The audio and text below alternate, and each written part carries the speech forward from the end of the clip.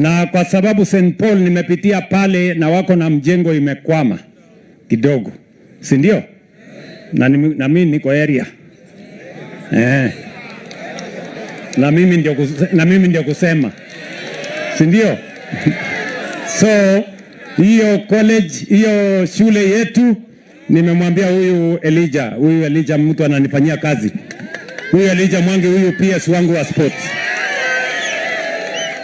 Nimemwambia nitafutia account number ya hiyo shule niwasaidie milioni 10 mkamilishe hiyo mjengo inaendelea pale. Si ndio? Ama mnataka tufanye namna gani? Tuendelee ama tuendelee? Vile mumenieleza ya kwamba tuko na barabara nyingi ambazo tumeanzisha hapa Kiharu. Mimi nataka niwahakikishie hakuna barabara itasimama.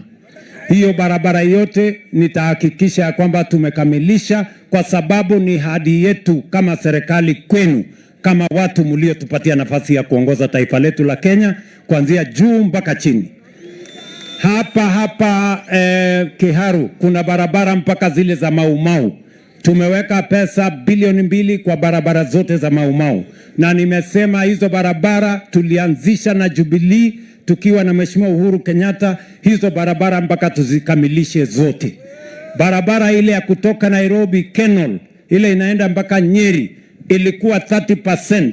Saa hizi tumefikisha 98%. Na tunataka tukamilishe hiyo barabara itusaidie kwa uchukuzi na itusaidie kwa biashara na mazao yetu ya mashambani iweze kufika masokoni. Tunaelewana Kiharu?